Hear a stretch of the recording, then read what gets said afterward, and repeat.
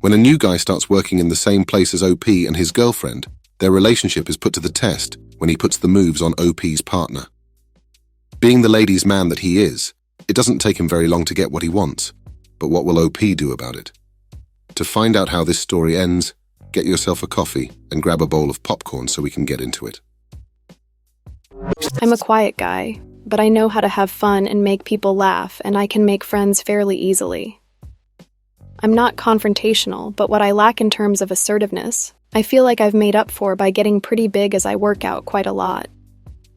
I'm only 5'8", but I'm 175 pounds and only have 14% body fat.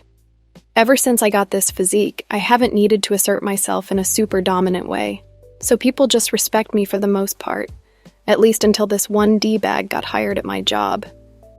I work at Target full-time and I'm doing a trade program on the side. I've wanted to get the hell out of that store for 2 years now, but I needed the money to pay rent. Anyway, a new guy was hired in the tech department, and for this story, we'll call him Jake. I don't know what it is, but every sales rep that we've ever had in that position has always had the stereotypical douchey persona. Most of the time, I've been able to banter with them just fine, but Jacob was straight up disrespectful to me and only me. I don't know if he took my quietness for weakness or something, but he just wouldn't lay off on the quips. He kept calling me a virgin and a bunch of other stupid high school tier insults that had already been overdone, so they really weren't funny anymore. I eventually asked him about what his issue was, then told him to stop, which he kind of did, but it was the other crap he'd do that was irritating. Every time I walked by the tech area or saw him in the break room, he was always being openly flirty with our coworkers.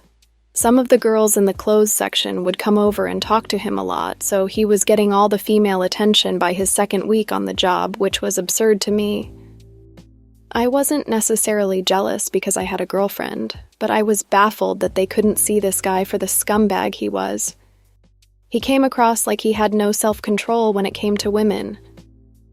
Now, this is the part of the story when I let you know that my girlfriend also works at Target with me. I've never had any trust issues with her, and we're always playfully talking and laughing when we're prepping carts in the back, or when we pass each other on the floor.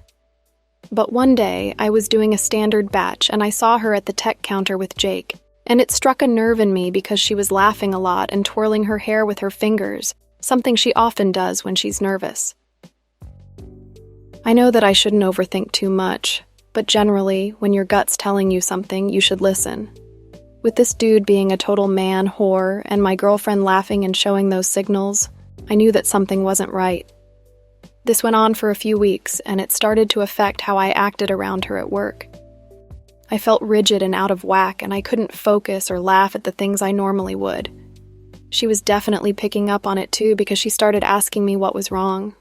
Eventually, I told her that I didn't think it was a good idea for her to be talking to Jake, and that I saw it as disrespectful to our relationship because he's obviously trying to get laid. My blood pressure was through the roof when I told her that because we've never had a situation like this come up in our relationship before. We've always been extremely close, so I never thought I'd need to tell her to stay away from another guy. But to be honest, I figured that she'd be able to pick up on the cues pretty easily and turn him down.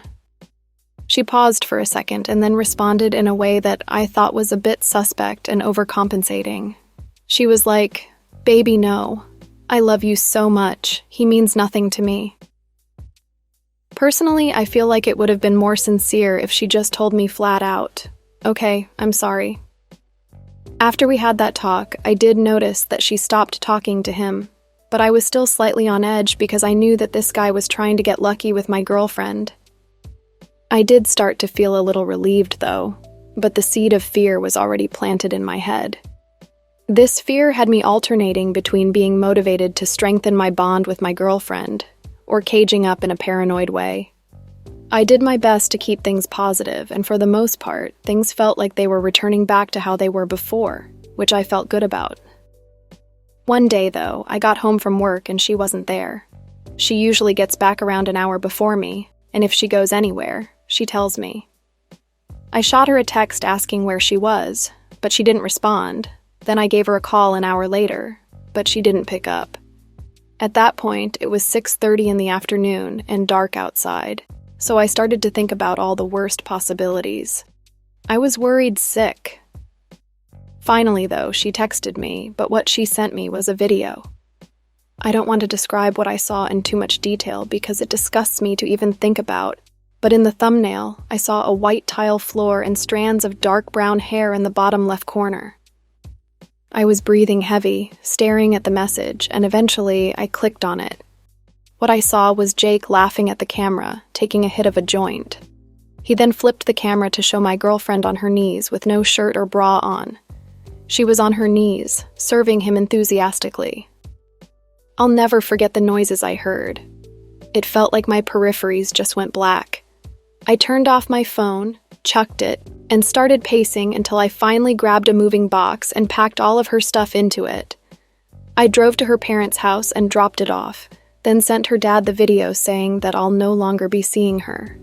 I burnt every bridge that night and completely hardened my heart.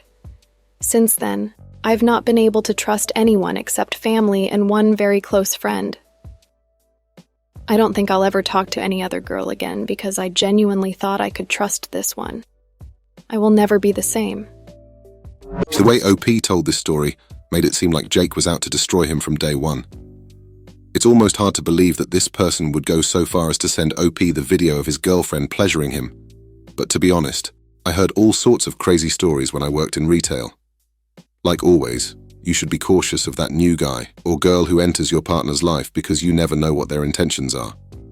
If your partner entertains them or doesn't shut things down when lines are crossed, it probably won't end well. Before we end today's video though, let's hop into the comments section for a moment. Polo says, "Sorry to hear this. She showed her true self before you wasted more time with her. If it wasn't the tech bro, it would have been someone else. I know it doesn't feel like it now, but you will come out of this much better than she will. Also, next time never ignore your gut feeling. Don't allow yourself to be disrespected." J. Chrome says, "Do you still work with your ex at Target? And did she really send you that video? What scum? I would have caught a case. I would have messed him up at work. Was your ex remorseful at all?" The OP responds with, "She called in sick for a week, and when she came back in, she seemed like she didn't care. I felt like I never even knew her. She wasn't who I thought she was, and it was the guy who sent the video, not her. Not that it makes a difference." Lone Wolf says, "I'm shaking in anger after reading this. However, I must appreciate the composure and self-control you showed. You're doing good. Just don't let this bad experience dictate your future relationships. She probably went there thinking that you'd never know. But that douchebag took this as an opportunity to humiliate you. She literally traded gold for shit. If I may ask, did she reach out to you? Did she try to talk to you at your place of work?" The OP quickly replies with, "No, not after her dad saw the video."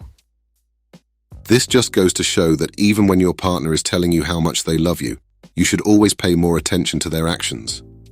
All too often people place too much stake in what they're being told by their partner, only to find out that they've been lied to the whole time. While it's important to trust your partner, don't think that being cheated on is an impossibility within your relationship. I hope you enjoyed today's episode of Coffee and Popcorn, and I can't wait to see you on the next one.